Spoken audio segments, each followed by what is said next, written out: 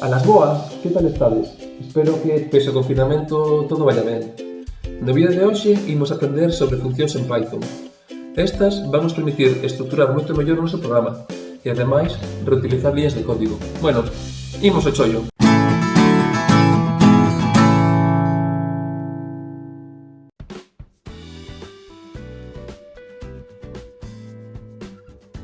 Unha función en Python é simplemente unha colección de liñas de código que teñen nome propio e que fan algo en particular. Para empregar unha función, o que debemos facer é chamala polo seu nome. Un exemplo é a función de nome int, que xa empregamos anteriormente e que tedes nestas tres liñas de código. Notade que unha función se chama co seu nome, neste caso int, e, entre parénteses, se lle proporciona os seus valores de entrada, chamados argumentos. Neste caso, o argumento da función int é este número de coma flotante. A función realiza unha serie de operacións internas e, ao rematar, nos devolve un resultado, neste caso, un número enteiro. Temos un montón de funcións xa integradas en Python, como estas que tedes aquí. Moitas delas xa foron aparecendo neste curso, como int, float, round, etc. Vos recomendo que lle botedes un ollo ao primeiro notebook de funcións e probedes todas estas. Ademais destas funcións integradas xa por defecto en Python, temos tamén funcións interesantes noutras librarías de Python. Por exemplo, na libraría math tedes para o cálculo da raíz cuadrada, do logaritmo natural, do logaritmo decimal, do coseno e de moitas funcións máis. Outro exemplo de funcións incorporadas en librarías son as incorporadas na libraría random. Neste caso, quero destacar dúas funcións. A primeira é choice, que xa vimos no exemplo do pedra, papel e tesoiras. Esta función a podemos empregar para elixir un elemento aleatorio dunha lista. Outra función interesante é a chamada función random. Esta non require ningún argumento e nos devolve un número aleatorio entre 0 e 1, como podedes ver no exemplo que tedes aquí. Ter funcións xa definidas nos afora unha chea de traballo e é algo moi práctico, pero moitas veces pode ser tamén importante para nós definir as nosas propias funcións. Entre outras cousas, porque definir as nosas propias funcións nos vai permitir dividir o programa en partes máis pequenas, facendo máis sinxelo de programar e de depurar. Por outro lado, porque nos permite reutilizar código. Entendendo que definir as nosas propias funcións pode ser algo moi útil, como o facemos? Pois empregando a sentencia def, coa seguinte estrutura. Temos que escribir def seguido do nome que lle queramos dar a nosa función. Xusto despois do nome, temos que pôr entre parénteses os argumentos que require esta función e rematar a liña de código con 2 puntos. A continuación, seguen as liñas de código asociadas á función. Notade que estas liñas deben estar indentadas para saber que son as que pertencen ao código. Estas liñas farán unha serie de operacións e normalmente xerarán un resultado que nos interese. Para devolver o resultado e poder empregalo no resto do código, emprégase a sentencia return, seguida do que queremos devolver. Notade que no voso programa ides ter liñas de código xeral e liñas de código que pertencerán ás funcións. Estas últimas, as liñas que pertencen a unha función, non son executadas por Python, a non ser que o programa chame a función.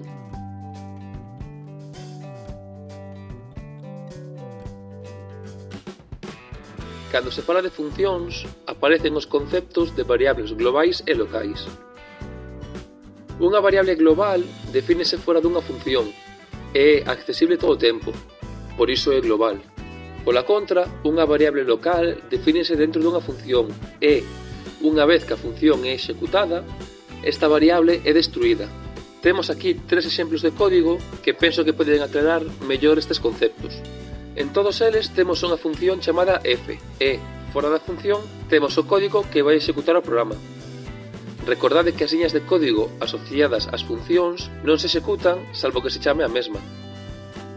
Neste primeiro exemplo, definimos a variable s fora da función, polo tanto, s é unha variable global. Na seguinte liña temos unha chamada función. Fixádevos que como neste caso f non require argumentos, cando chamamos a función non pomos nada entre os parénteses. Dado que se chama función, Python se dirixe a ela para executala. Como vedes aquí, a función imprime o valor de s e, como dentro da función o valor de S non está definido, Python asume que se está a facer referencia a unha variable global chamada S. Por tanto, Python busca esta variable, a atopa e a imprime. Así, o output deste programa é o que tedes aquí. Neste segundo exemplo, definimos de novo o valor de S. Por tanto, esta S é unha variable global. Na segunda liña, facemos unha chamada función. Dentro da función se define tamén unha variable S, pero esta variable S, que está definida dentro da función, non ten nada que ver coa de fora. Esta S é unha variable local. Nesta liña de impresión, Python imprimirá o valor de S local, é dicir, eu tamén.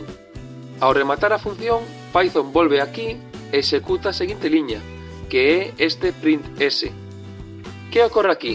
Poderíamos pensar que Python, ao pasar pola función, trocou o valor de S por eu tamén. Pero esa S era distinta, era local para esta función, e esta variable se destruiu ao sair da mesma.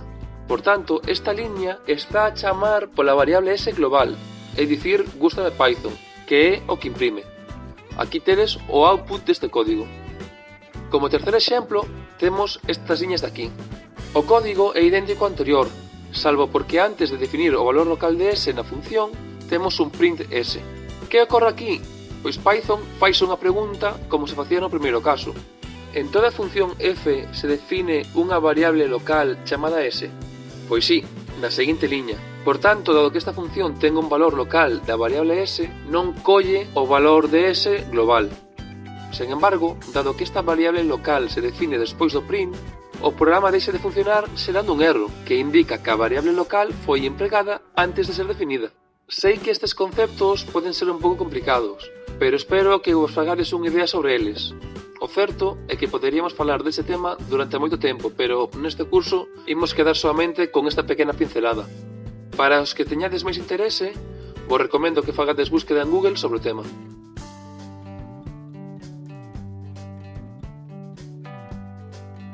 Para que quede moito máis claro o tema de funcións, imos crear un código que sexa quen de calcular o ángulo entre dous vectores calesqueira de R2.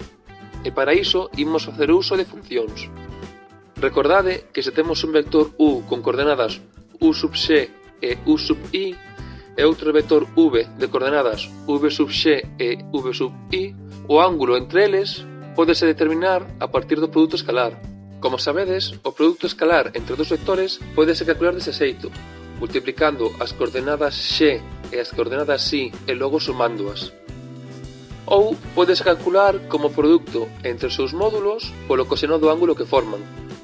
A partir disto, podemos obter o coseno do ángulo e, empregando a función arcocoseno, podemos calcular o valor do ángulo. En primeiro lugar, podemos empezar o programa creando unha función que se encargue de pedirlle ao usuario un vector dado.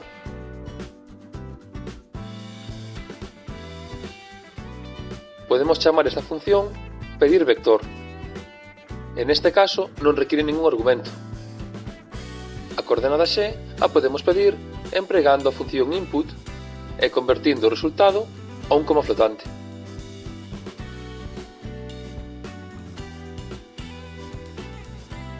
Podemos facer exactamente o mesmo coa coordenada y. Estas dúas coordenadas se poden guardar nunha lista que chamamos vector. E, coa sentencia return, podemos devolvelo.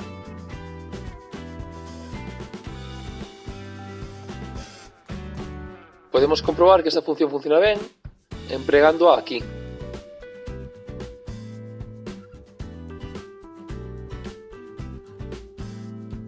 Pide a coordenada x, lle podemos por 1, e a coordenada y, que lle podemos por 0. Para comprobar que o está facendo ben, podemos engadirlle un print e executar o código de novo.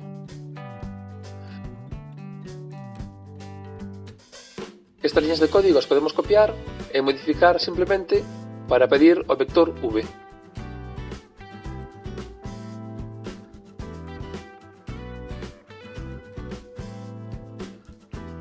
Se comprobamos o código, nos pide primeiro o vector u e logo o vector v e imprime os dous. O seguinte que precisamos é unha función para calcular o módulo dun vector. podemos chamar esta función calcula módulo. En este caso, entraría un vector. O módulo o calcularíamos elevando ao cuadrado a primeira coordenada do vector, elevando ao cuadrado a segunda coordenada do vector e sumándoas. E finalmente facendo a raíz cuadrada.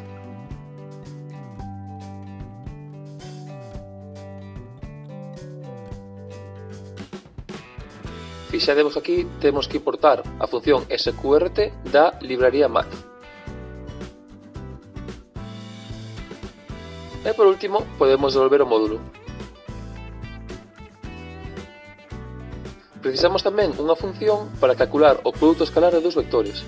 Neste caso, podemos chamar esta función calcula produto escalar, na que entrarían dous vectores, por exemplo, vector u e vector v. A coordenada x do vector u a podemos guardar na variable ux, que sería igual a vector u0. E o mesmo para a coordenada y. Podemos facer exactamente o mesmo para o vector v. Con isto, o produto escalar queda como ux por vx máis ui por vi, e podemos devolver ese produto.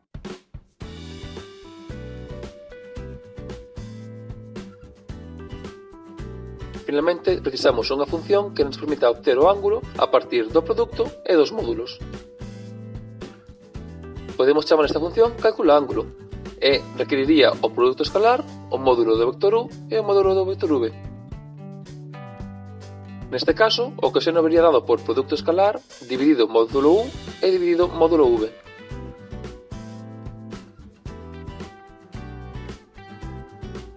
Para calcular o ángulo, empregaríamos a función acos, de arco coseno. Neste caso, teríamos que importalo tamén da librería math. Tedes que ter en conta que a función arco coseno o que devolve o ángulo en radians.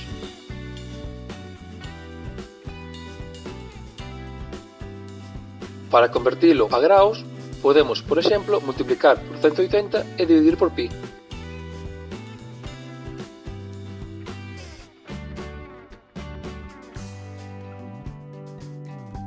Neste caso, tamén teremos que importar o valor de pi da librería math.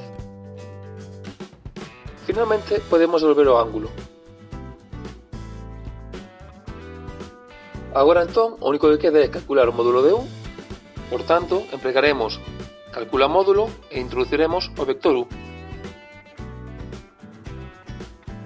De igual maneira, podemos calcular o módulo de v.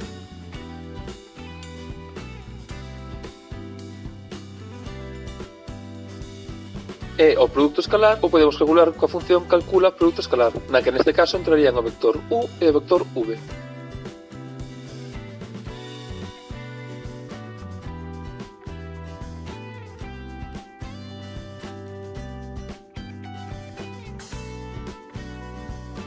Con estes tres elementos, o cálculo do ángulo é inmediato empregando a función calcula ángulo, na que entraría o produto, o módulo de u e o módulo de v.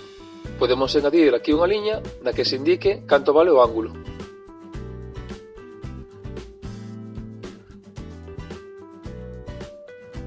Se agora executamos o código, podemos por exemplo, o vector 1,0 e o vector 0,1 e nos di que o ángulo é de 90 grados, como era de esperar.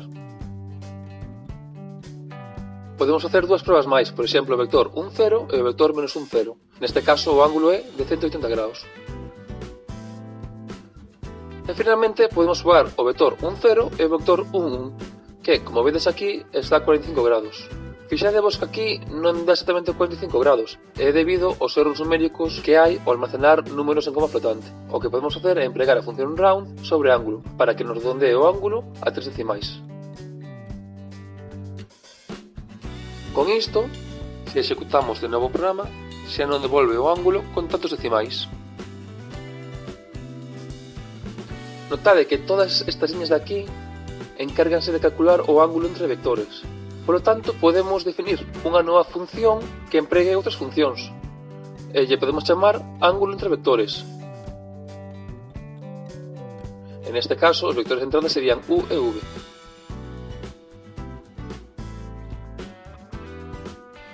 Só temos que cortar isto e polo aquí. Co Spider podemos ocultar as liñas de código asociadas ás funcións. Deste xeito podemos ter unha visión global de todo o código. Simplemente quedame agora por aquí a función ángulo entre vectores e introducirlle o vector u e v.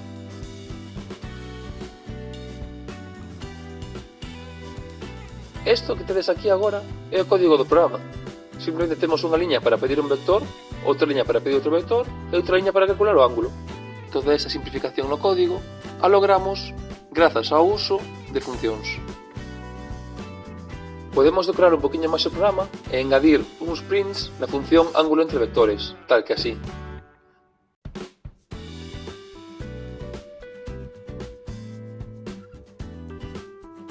Fixadevos, agora o programa realmente son solamente estas 5 liñas, dúas nas que lle indico ao usuario que introduzca o vector u e o vector v, outras dúas nas que o programa pide eses vectores e unha liña final que calcula o ángulo entre vectores. Se vos fixades aquí, ao executar o código, obtiven un erro de nome. Dime que o nome produto escalar non está definido e dime que este erro se topa na liña 42. Se vou aquí, podo ver que neste print puxen produto escalar cando a variable a teño nomeada como produto. Por tanto, o único que teño que facer é corrixir este pequeno erro. Se agora executo o programa e introduzo os vectores, imprime o vector con seu módulo correspondente, indícame tamén o produto escalar entre os vectores e, finalmente, dame o ángulo entre eles. Pois iso é todo. Espero que con este exemplo todo quedase claro. Pois iso é todo por hoxe. Espero que o vídeo non fose moi complicado. Recordade que na descripción deste vídeo tedes os links aos notebooks de Jupyter sobre funcións. Se estamos chegando ao final deste pequeno curso sobre programación en Python. A semana que ven veremos como ler datos de arquivos e como representarlos gráficamente. Ademais, tamén falaremos un poquinho sobre integración numérica. Pero todo iso para a semana que ven. Veña, aburiño!